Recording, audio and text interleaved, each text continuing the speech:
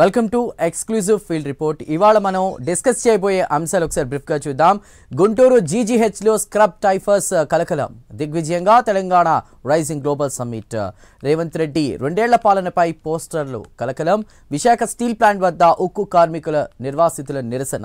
ఈ అంశాలపై మరింత సమాచారం అందించేందుకు గుంటూరు నుండి మా ప్రతినిధులు రవికృష్ణ, హైదరాబాద్ నుండి అజీం నాగేంద్ర, విశాఖ నుంచి చంద్రశేఖర్ ప్రస్తుతం లైవ్లో సిద్ధంగా ఉన్నారు. ముందుగా ఒక చిన్న పురుగు కానీ దాని కాటు మాత్రం యమపాసంలా మారుతోంది. ఉమ్మడి గుంటూరు జిల్లాను స్క్రబ్ టైఫస్ మహమ్మారి వణికిస్తోంది.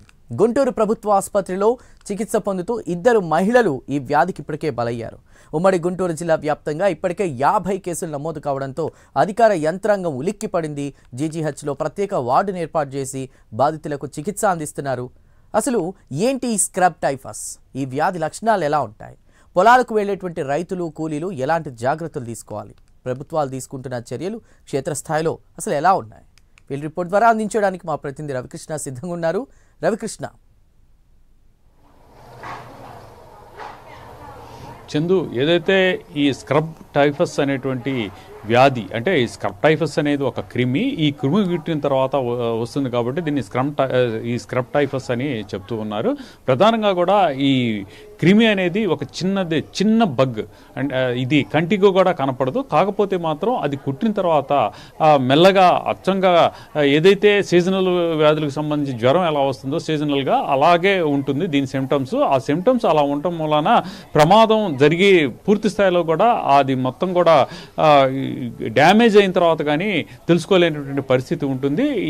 ఇలానే ఈ స్క్రబ్ టైఫస్ అనేటువంటి ఈ వ్యాధితో మాత్రం పల్నాడు జిల్లా, ప్రధానంగా పల్నాడు జిల్లాకు సంబంధించి ఇప్పటికీ 4 మృతి చెందారు. ఒక 10 రోజుల క్రితం అయితే 2 మృతి చెందారు. మిగతా వాళ్ళని గుంటూరు జీజీహెచ్లో అయితే మాత్రం వాళ్ళకి వైద్యం అందిస్తున్నటువంటి క్రమంలో వాళ్ళు కూడా మృతి చెందినట్లు కూడా మనకి తెలిసింది.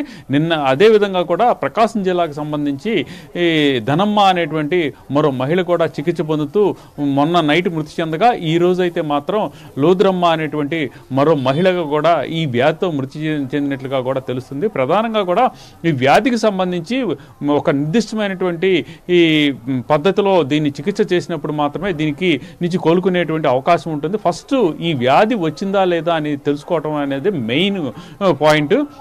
ప్రధానంగా ఈ వ్యాధి సోకినటువంటి క్రమంలో ఎక్కడైనా సరే బాడీ మీద ఒక నల్లటి మచ్చ కానీ, అదేవిధంగా దద్దుర్లు కానీ వచ్చినప్పుడు మాత్రం ఇది ఖచ్చితంగా కూడా స్క్రబ్ టైఫస్ అనే గుర్తు పెట్టుకోవాలి. అలా వెంటనే ఈ వ్యాధి వచ్చినటువంటి క్రమంలో వైద్యుడిని కలిసినట్లయితే మాత్రం వాళ్ళు ఎలిసా టెస్ట్ అనేది ఒకటి చేస్తారు. ఈ ఎలిసా టెస్ట్లోనే ఇది బయటపడుతుంది. కాకపోతే ఇప్పుడు ఈ 4 డెత్తులు ఏవైతే ఉన్నాయో ఈ 4 డెత్తులు కూడా అక్కడ ఉన్నటువంటి ప్రాథమిక వైద్యశాలకు వెళతాం, అదేవిధంగా కూడా అక్కడ ఉన్నటువంటి ఆర్ఎంపీ డాక్టర్ల దగ్గరికి వెళ్తాం, సామాన్య జ్వరంగానే ట్రీట్ చేసిన నేపథ్యంలో అది అంతకంతకు పెరిగిపోయినటువంటి క్రమంలో చివరికి జీజీహెచ్కి రావటం, అక్కడ వైద్యం అందించినప్పటికీ కూడా వాళ్ళకైతే మాత్రం సేఫ్ చేయలేనటువంటి పరిస్థితులు అయితే ఉన్నాయి. ఈ నేపథ్యంలోనే మొన్న సీఎం కూడా ఈ స్క్రబ్ టైఫస్ సంబంధించినటువంటి వ్యాధితో ఎవరూ మృతి చెందకుండా చూడాలి, అదేవిధంగా కూడా దీన్ని ముందుగానే ప్రివెన్షన్ ఉండాలి అని చెప్పి అన్నటువంటి నేపథ్యంలో అన్ని చోట్ల కూడా ఈ స్క్రబ్ టైఫస్కి సంబంధించి వ్యాధికి సంబంధించి మాత్రం ఏ విధంగా ఈ వ్యాధి సంక్రమిస్తుంది, అలాగే ఈ వ్యాధికి సంబంధించి ఏ విధమైనటువంటి రాకుండా ఉండటానికి ఎటువంటి చర్యలు తీసుకోవాలి అనే దాని మీద మాత్రం పూర్తిగా కూడా వైద్య సిబ్బంది అయితే మాత్రం ఇక్కడ వీళ్ళని అయితే అప్రమత్తం చేస్తున్నటువంటి గ్రామాల్లో అప్రమత్తం చేస్తున్నటువంటి పరిస్థితి కనపడుతూ ఉంది. రవికృష్ణ, అవునన్నా కాదన్నా, అంటే ఇప్పుడు ఈ సీజన్ ఏంటంటే కోతల టైము, చాలా మంది రైతులు పొలాలకు వెళుతూ ఉంటారు, కూలీలు కావచ్చు, రైతులు కావచ్చు. అసలు వైద్యులు ఏమంటున్నారు? ఇప్పుడు ఏదైనా నార్మల్ ఫీవర్ అలాంటివి వచ్చినా దీని లక్షణాలు అసలు ఎలా ఉంటాయి? ఎప్పట్లోగా డాక్టర్ని వెళ్ళి వాళ్ళు కన్సల్ట్ అవ్వాలి? ఆ దిశగా ఎలాంటి ఏర్పాట్లు చేస్తున్నారు వైద్య శాఖ? అంటే ప్రధానంగా కూడా ఈ స్క్రబ్ టైఫస్ అనేటువంటి క్రిమి అయితే మాత్రం ఇది ఈ మట్టిలో ఉంటుంది, అలాగే తేమగా ఉన్నటువంటి వాతావరణం ఉంటుంది, అలాగే గడ్డిలో కూడా ఉంటుంది. ఈ నేపథ్యంలో ప్రధానంగా కూడా ఎవరైతే ఈ విధంగా అంటే రైతులు కానివ్వండి, అదేవిధంగా కూడా పిల్లలు ఎవరైతే ఉన్నారో వాళ్ళందరూ కూడా చాలా జాగ్రత్తగా ఉండాలి.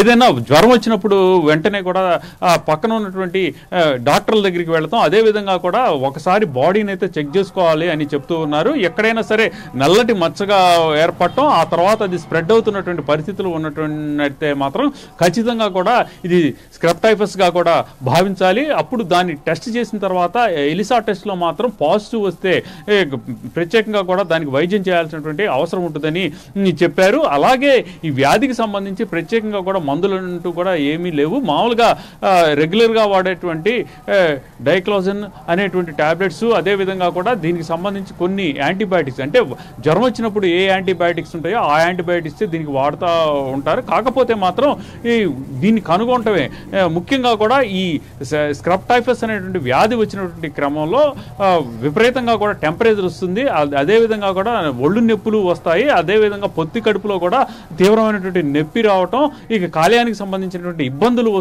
వస్తూ ఉంటాయి. దాన్ని మాత్రం ప్రధానంగా అబ్జర్వ్ చేసుకుంటూ ఉండాలి. ఈ వ్యాధి వచ్చినప్పుడు వెంటనే కనుక వైద్యం చేయించుకున్నట్లయితే, దాన్ని గుర్తించినట్లయితే మాత్రం ప్రాణాంతకం కాదని చెప్తున్నారు. కాకపోతే నెగ్లెక్ట్ చేస్తే మాత్రం ఖచ్చితంగా కూడా ప్రాణాంతకం వ్యాధిగా కూడా మారేటువంటి పరిస్థితి ఉంటుందని తెలియజేస్తూ ఉన్నారు. ఏది ఏమైనప్పటికీ కూడా గుంటూరు జీజీహెచ్లో మాత్రం ఈ స్క్రబ్ టైఫస్కి సంబంధించి వార్డుని అయితే ఏర్పాటు చేశారు. ఎందుకంటే చుట్టుపక్కల ఉన్నటువంటి జిల్లాలు ఏవైతే ప్రకాశం జిల్లా నుంచి, అదేవిధంగా కృష్ణా జిల్లా నుంచి కూడా ఈ స్క్రబ్ టైఫస్ వ్యాధికి సంబంధించినటువంటి రోగులు వస్తున్నటువంటి తరుణంలో ఇక్కడ ప్రత్యేకమైన వార్డు ఏర్పాటు చేశారు. ఇప్పటికే 24 మంది పైగా కూడా స్క్రబ్ టైఫస్తో ఉన్నటువంటి వాళ్ళకి ప్రత్యేకంగా కూడా వైద్యం అందిస్తూ ఉన్నారు. అదేవిధంగా కూడా ఇక ఉమ్మడి గుంటూరు జిల్లాకు సంబంధించి అబ్జర్వ్ చేసినట్లయితే మాత్రం 50 మందికి పైగా ఇదే వ్యాధితో ఉన్నట్లు మనకు తెలుస్తున్నటువంటి సమాచారం. ఏది ఏమైనప్పటికీ కూడా దీనికి నివారణ ముఖ్యం అని తెలియజేస్తూ ఉన్నారు. వ్యాధి వచ్చినప్పుడు వెంటనే గుర్తించాలి, గుర్తించిన తర్వాత వైద్యుని కలిసినట్లయితే మాత్రం వ్యాధి ప్రాణాంతకం కాదని తెలియజేస్తున్నారు. రైట్ రవికృష్ణ.